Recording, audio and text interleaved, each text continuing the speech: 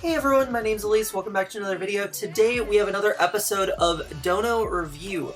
So if you missed the last episode we did with BA deck, the series is essentially, on my stream, my viewers donate a certain amount of money to have me play a deck list of their choice in a remote duel local, and we see how we do with the deck and go over it later and, you know, kind of just give a little analysis and what to look for in the future with the deck and all this stuff like that. So today we're looking at Orcust. So the thing that kicked off doing this whole donation series was PK Orcust from one of my streams last week.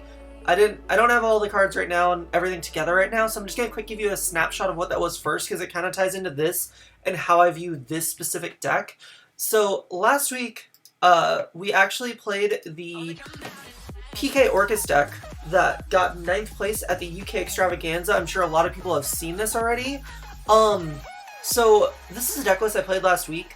I wasn't too fond of it, because also this dude didn't want me to change anything in the list.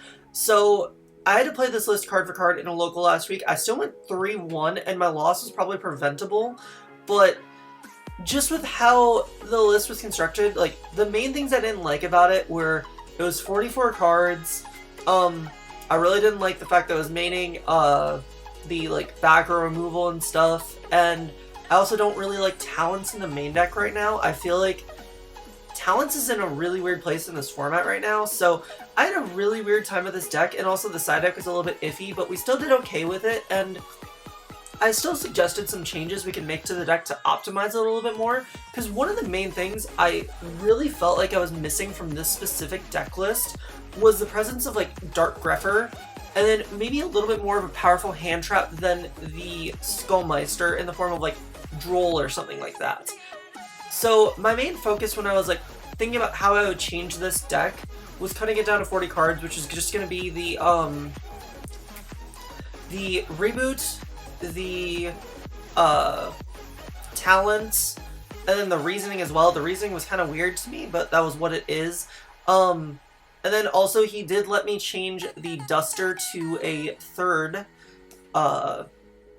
Torn Scale. So otherwise the only things I would change outside of that would be I wanted to fit in Dark Grepher because I thought the Dark Grepher really filled the role that this deck needed as a good extender or starter piece, because Dark Grepher really combos well with the other the PK cards and the Orcust cards at the same time, that it felt like it had a really good place in the deck.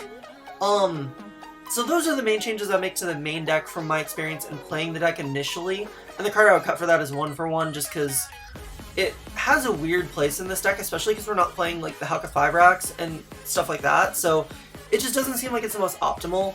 And the only thing I would change desperately in the side deck was I would really want to remove the Union Carrier, because he was talking it up it was really good and stuff, but it just ended up being lackluster overall and something I really wouldn't have wanted. And the card I would have wanted more was Barricade Board Blocker, and I think the card's just too insane not to play. So that's the only change I would make to the extra deck at least. And then the side deck, I would more optimize it just be a standardized extra deck, because I want the bloods Lightning Storm, and then the Duster and Reboot inside is fine. And then just kind of fill out the rest of the side deck to have the proper hand trap lineup and whatnot. So that's just a basic overview of what I would do to this specific deck list. I just don't have it built right now, so I couldn't really show it more. But we can get into the second Orcust list I played, which was the Scrap Orcust list. So one of my lovely viewers, Crimson, who was here earlier, but I don't know if he's still here now, submitted this list for me, and he actually said he wanted me to try and change the list and optimize it as best I could to be able to play properly in the local. Unfortunately today with this deck we went 1-3, and our only win was us getting the bye. So it was really unfortunate. The problem comes from just there's too many bricks played in the deck, and it just has weird synergy with itself, but I think I got it to an optimized point that I really like. So starting off with so you just see the baseline, and I'll kind of explain while I go through my updated list why I changed certain things and what's, different. So this is just a quick snapshot of the list I was submitted. It was a pretty good starting point, but I think there was a way we could have made it a lot better, and I think we did, but there's still a lot of Orcust shortcomings with this deck, but I think there's some really cool stuff that the Orcust deck can do in the future with, like, the rocket cards, which is actually something I'm going to be doing as a Dono incentive in the future, because someone donated for it. So you get more Orcust content after this, too. So anyways, let's get into the deck profile of what I ran today.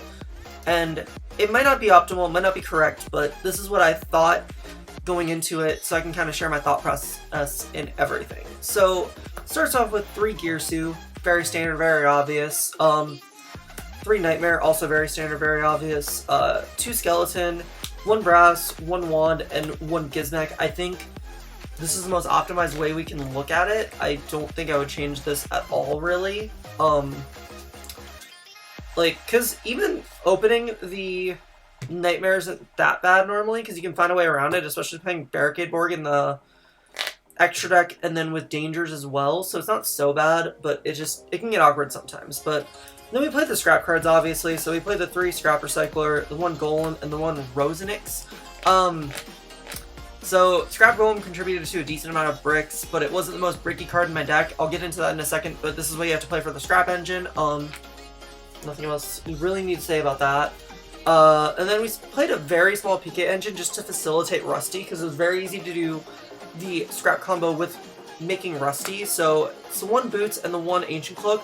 This is a card I bricked on the most today. It was really annoying. It was like, it pissed me the fuck off, but like, you need to play it still, unfortunately. It's what it is at the end of the day. Because like, I feel like with this version of the deck, you don't get to end on as many like interruptions that matter as much, so you need to still have a way to like put pressure on your opponent so you get the following turn to do what Orcust does best. So I think these cards are still needed. And then we put a small danger lineup just because of the scrap cards.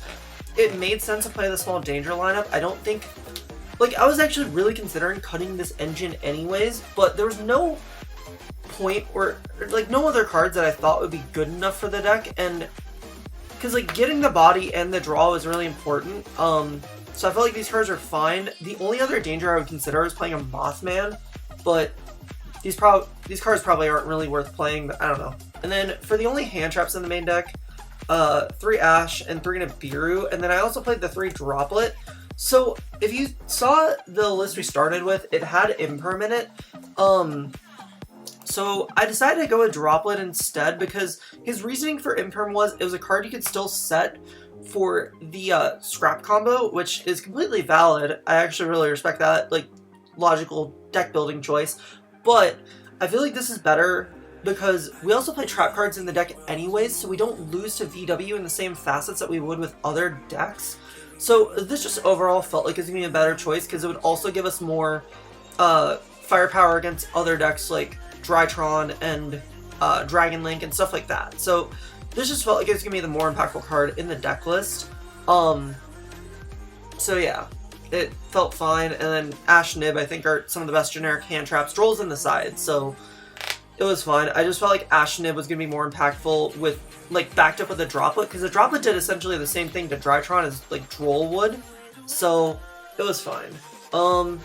Then for the rest of the spells, it's just a bunch of 1-0s. Babble, Return, Succession, Foolish, Reborn, Instant Fusion, and Call By. So I guess the only thing I really need to explain is the fact that we don't play Allure in this. So I didn't want to play Allure because I think playing Allure in this deck is weird because we're also in a format where we main deck Droll, but there's still somewhat searching that has to happen in this deck, especially with the PK engine and whatnot.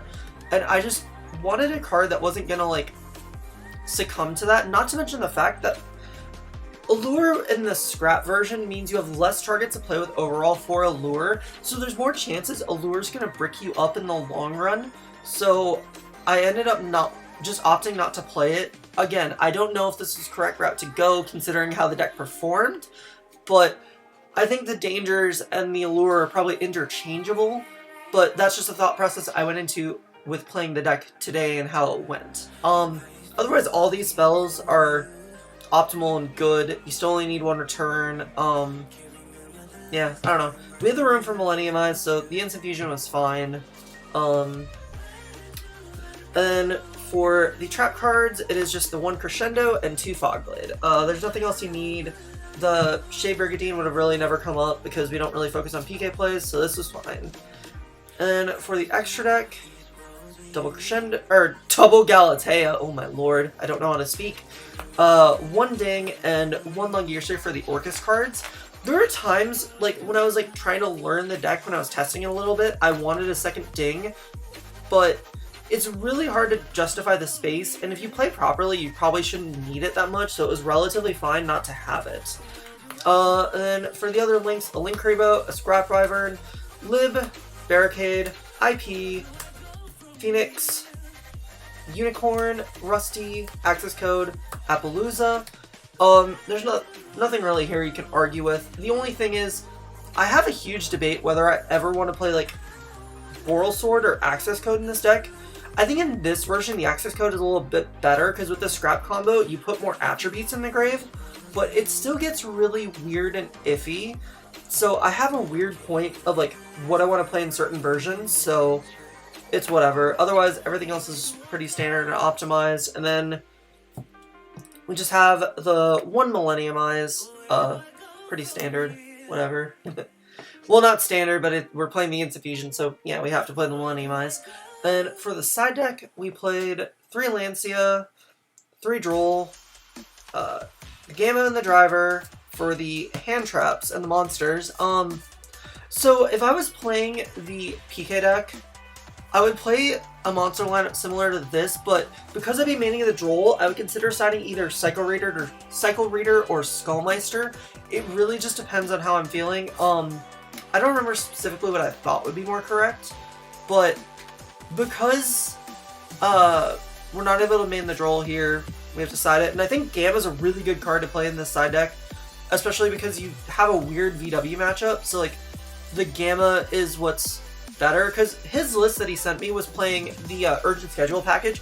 I think the engine for that package is really cool, but it's just really hard to justify in a VFD format. So I just opted for Gamma instead to give me a guaranteed way to make sure I can play against those decks going second, and even going first, this card isn't bad, so I think it's really cool. That's it for the monsters.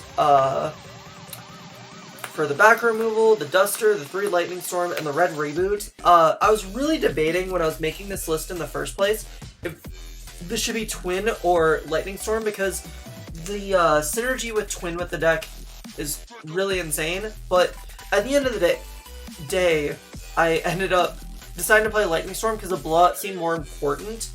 I think if I had more room in the deck list, I would have ended up playing 2 Lightning Storm, 2 Twin, and then let's say if I made the Gamma instead, I would definitely have the room for that, or if I decided to, like, somehow make room with a hand trap, but I don't think, if I was playing the deck, I really would not cut down a hand trap in the side deck, so the only way would be if I made the Gamma instead, but it just gets really weird, so I don't know. I think this is fine, though.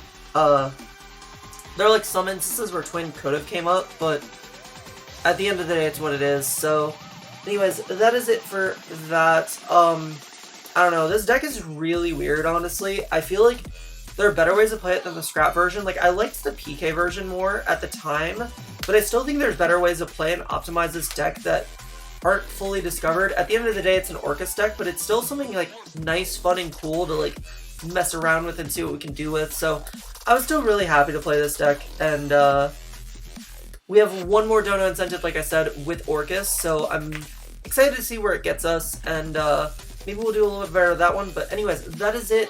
Thank you guys for watching. If you enjoyed this and you want to see me do more of this, I stream every Monday, Tuesday, and Friday on my Twitch stream. Link will be down below in the description. You get to see this live happen. You get to hang out with me. You get to do all sorts of other stuff. It's a lot of fun, honestly. I really enjoy the Twitch streams. And you can even donate to make me play a deck. And that's always really fun and cool. Otherwise, make sure you check out my sponsors, TGG Gaming, Midwest Gaming, and YGO Daily. Use code MWG5 for 5% off. All the links will be in the description, along with my other social media links and everything else like that. But otherwise, that'll be it for this. So I hope you guys enjoyed the video, and we'll see you next time. Bye!